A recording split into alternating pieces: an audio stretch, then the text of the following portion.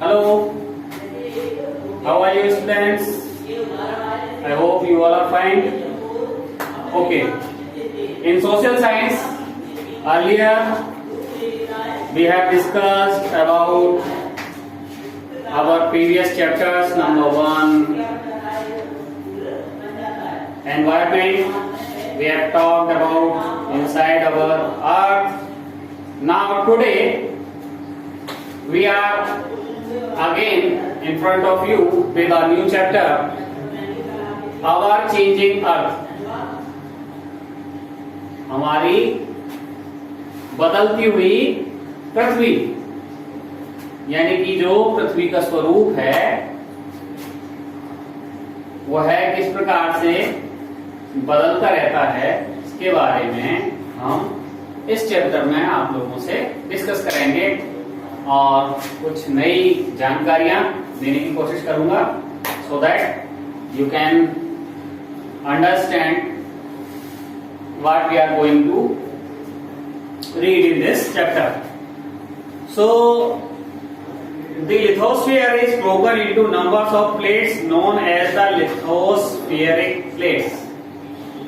Lithosphere, the outer most layer of the earth, that is called crust, and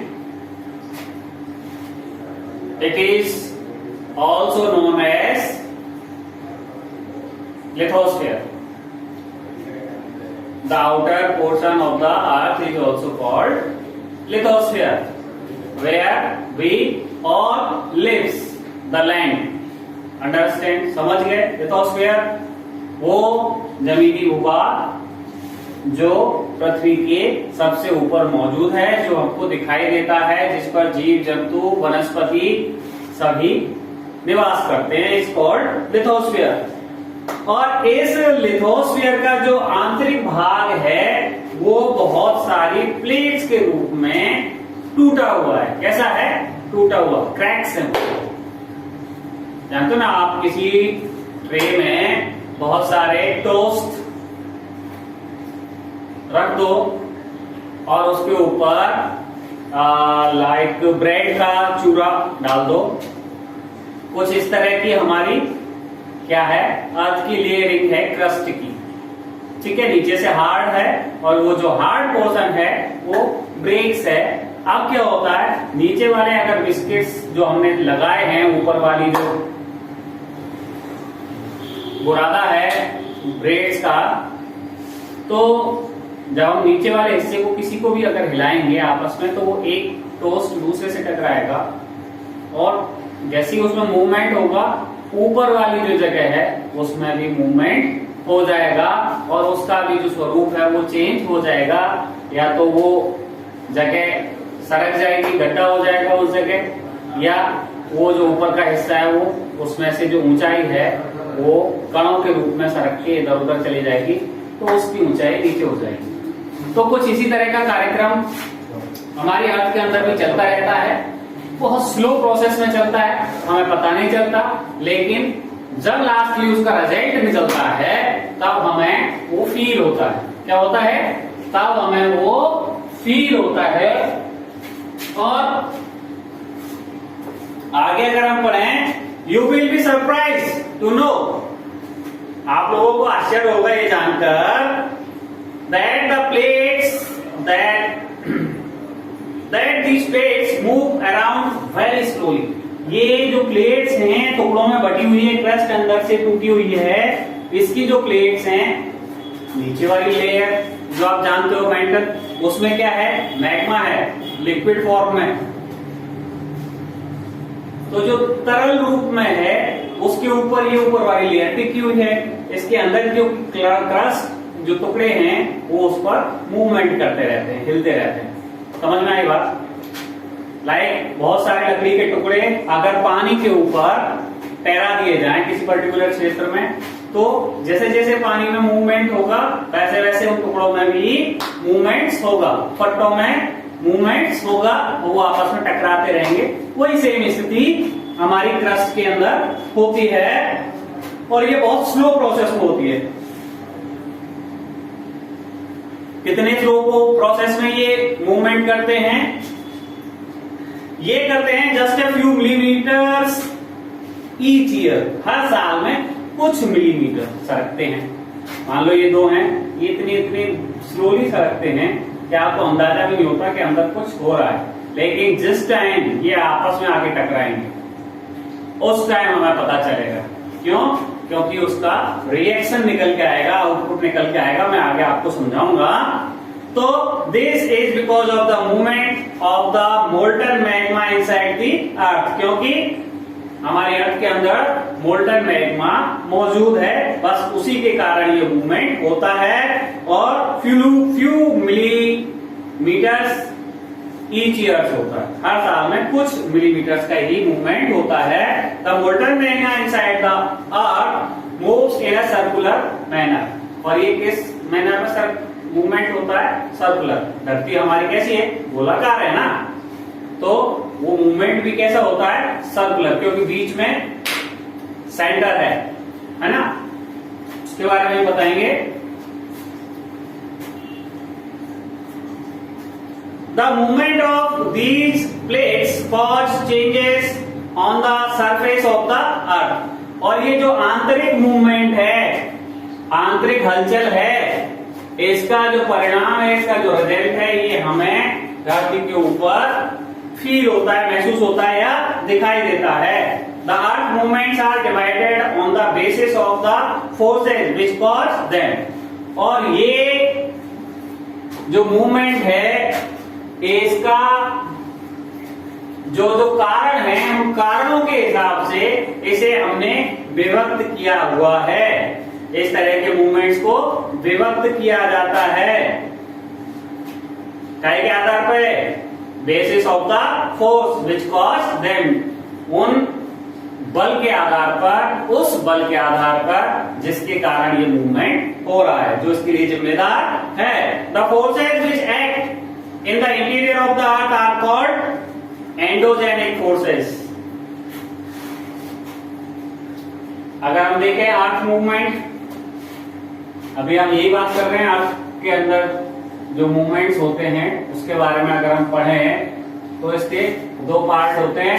एक endogenic force, दूसरा होता है exogenic force.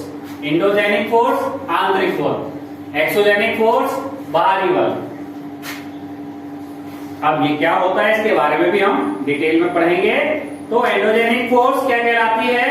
The forces which act, the forces which act in the interior, आंतरिक, in the interior of the earth.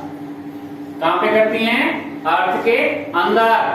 Are called as endogenic forces. ये endogenic forces की definition हो गई। क्या हो गई? The forces which act in interior of the earth is called endogenic force, and forces that work on the surface of the earth, the forces work on the surface of the earth are called exogenic force.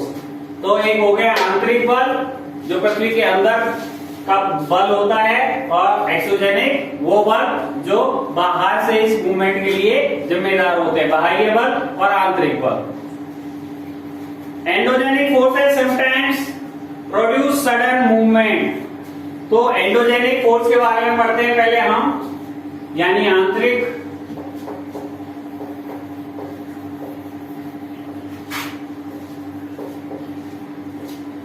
बल के बारे में पढ़ते हैं। तो बात आती है एंडोजेनिक फोर्स समटाइम्स, कभी कभी प्रोड्यूस सडन मूवमेंट, ये अचानक से मूवमेंट पैदा कर देती है। अब अचानक से जब मूवमेंट पैदा कर देती है तो क्या होता है? And the other times produce slow movement, और कभी कभी ये धीमा मूवमेंट दोनों तरह का कर देती है, तेज भी और अचानक से भी और स्लोली भी। Sudden movements like earthquake. अब सडन मूवमेंट कैसे हुआ? मान लो ये हमारा अर्थ का बाहरी क्षेत्र है, ठीक है, पेड़ पौधे भी उगे हुए हैं इस पे।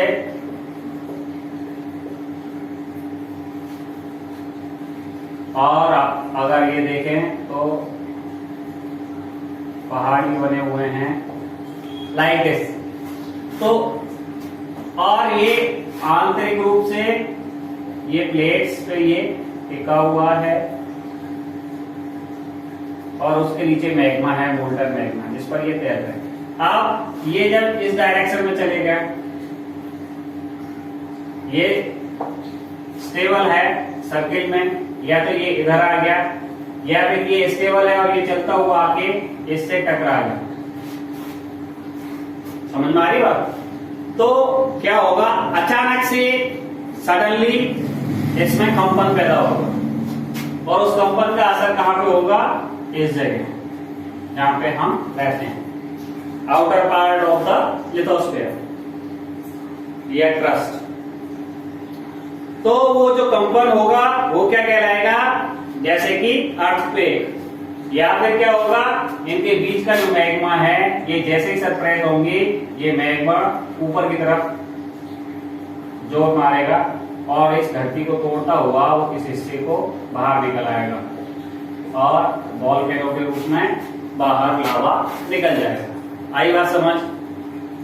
तो अगर किसी की बात करते हैं, sudden movements like earthquake and volcano cause mass destruction over the surface of the अर्थ। और ये दोनों ही परिस्थितियों के कारण, चाहे अर्थक्वेक हो ये वाला, चाहे वॉल्केनो हो, ये क्या करते हैं? बहुत बड़े पैमाने पर डिस्ट्रक्शन करते हैं।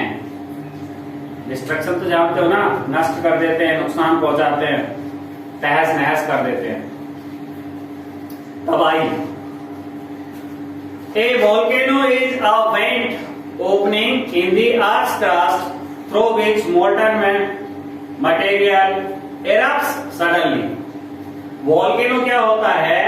ये एक खुला हुआ छिद्र या भाग या गड्ढा होता है, एकदम से धरती फट जाती है, मुंह खुल जाता है कहीं से, और उसमें से क्या होता है? Suddenly the earth crust through which molten material, ये जो अर्थ की क्रस्ट है इसके द्वारा जो मोल्टन मटेरियल है, पिघला हुआ जो भी पदार्थ है वो बाहर आ जाता है। क्या आ जाता है? एरप्ट सडनली, अचानक से बाहर आता है और फैलने लगता है। टेम्परेचर बहुत ज्यादा होता है, एकदम पिघला हुआ होता है, तो वो जहां जहां जितना जितना फैलता है उतना उतना सबको जला करके बर्बाद कर देता है। सिमिलरली, इसी तरह से when the lithospheric plates moves, जब ये लिथोस्फेरिक प्लेट्स मूव करती हैं, the surface of the earth vibrate, तो ये जो अर्थ का सरफेस है ये क्या करता है? वाइब्रेट करने लगता है, कंपन करने लगता है, सब कुछ हिलने लगता है।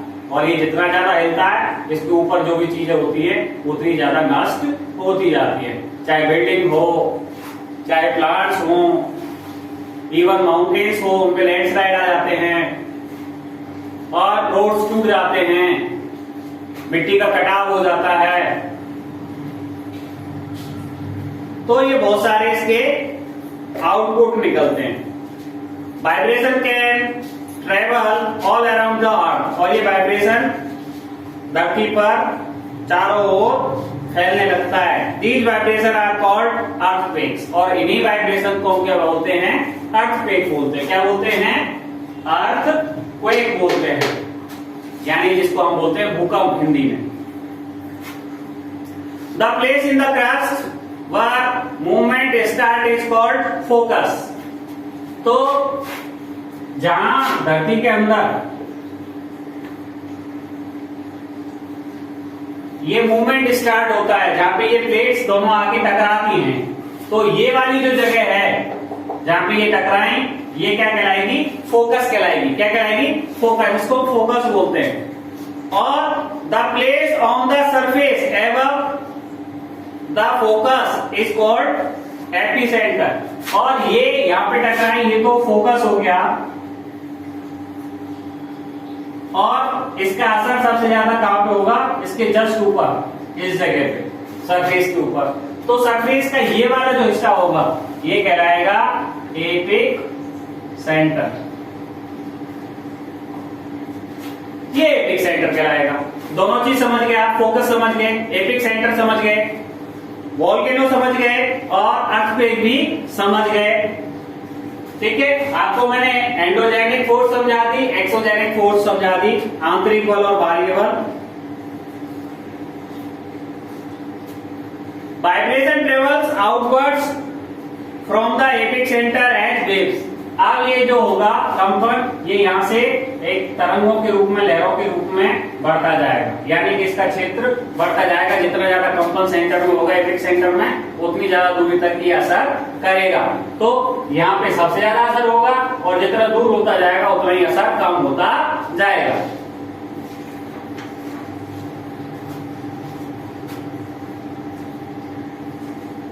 अब हालांकि जो अर्थक्वेक है कहां पे आने वाला है, कैसा आने वाला है, इसको अपन लोग प्रेडिक्ट नहीं कर सकते।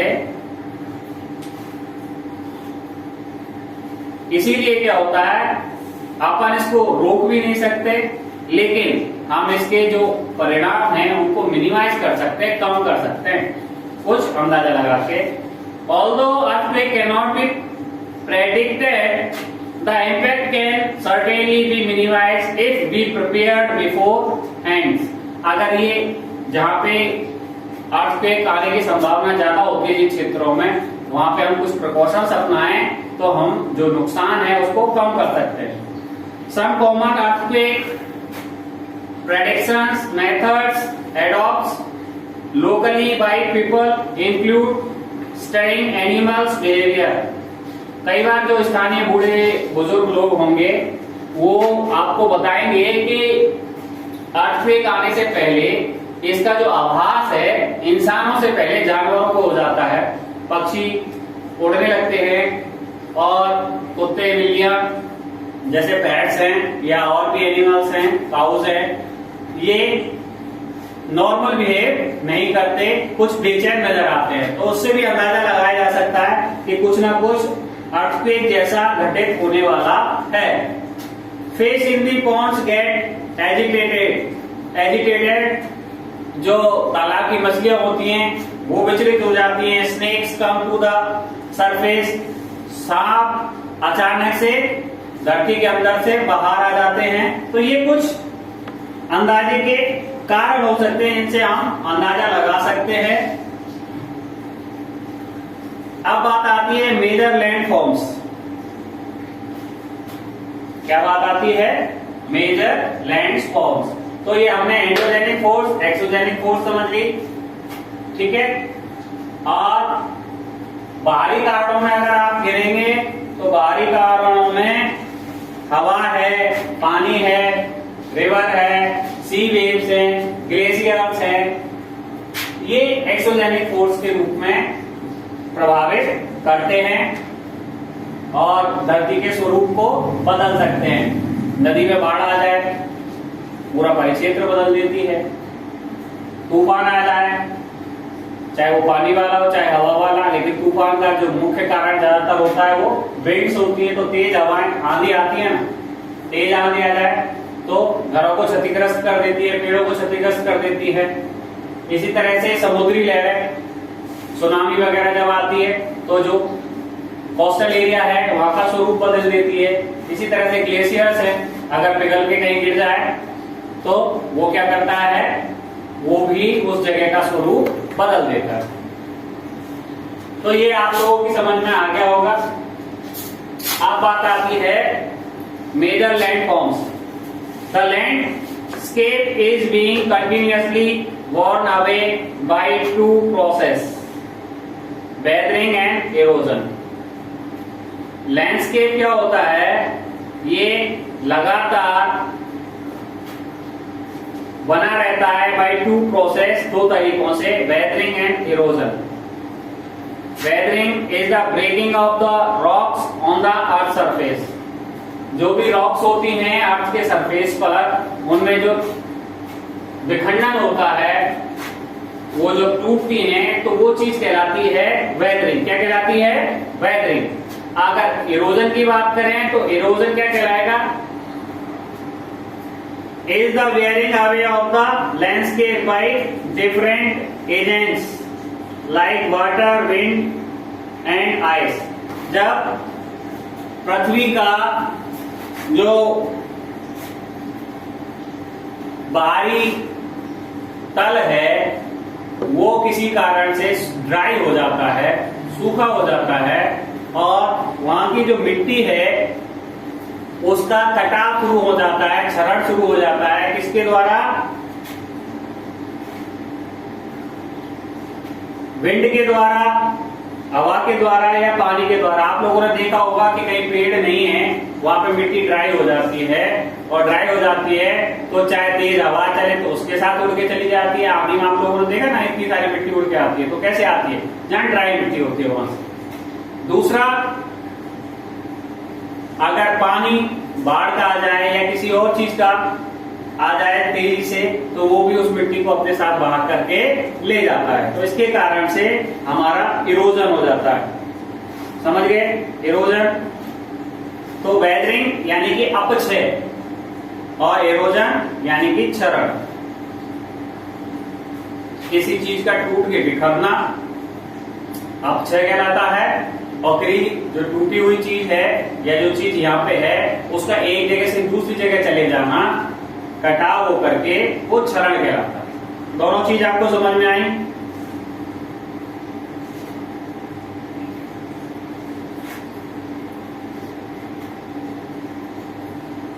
The eroded material is carried away or transported by water, wind, etc. इनके द्वारा एक जगह से दूसरी जगह को पहुंचा दिया जाता है। Eventually deposits, और कहीं और जाकर के वो जम जाते हैं, इकट्ठा हो जाते हैं। This process of erosion and deposition create different landforms on the surface of the earth। और इसके कारण क्या होता है? एक जगह से कट के मिट्टी या पहाड़ पठार जो भी है उसके टुकड़े दूसरी जगह पहुंच गए, वहां दूसरी जगह जाके जमा हो गए।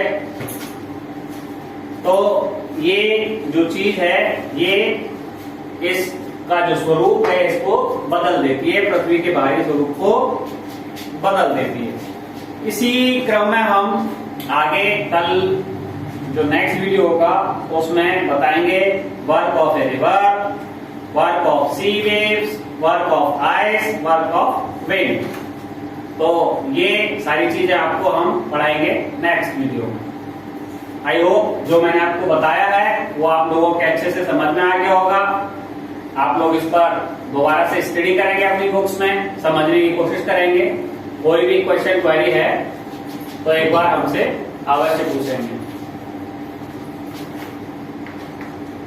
किताबें सभी ने ले ली होगी, जिन्होंने नहीं ली हैं उनसे रिक्वेस्ट है कि वो अपनी अपनी सब्जेक्ट्स बुक्स को ले आएं, ताकि जो हम आपको समझाने की कोशिश कर रहे हैं, पढ़ाने की कोशिश कर रहे हैं, जो प्रयास है उसका फल आपको मिल सके, आप लोग घर पे उसको रिवाइज कर सकें और स्कूल आने से पहले आप लोग अपने आप को प्रिपेयर कर सकें। तो जिन लोगों ने बुक्स नहीं परचेज की हैं वो बुक्स इमीडिएटली परचेज कर लें। Thank you, good day, bye, see you in next video.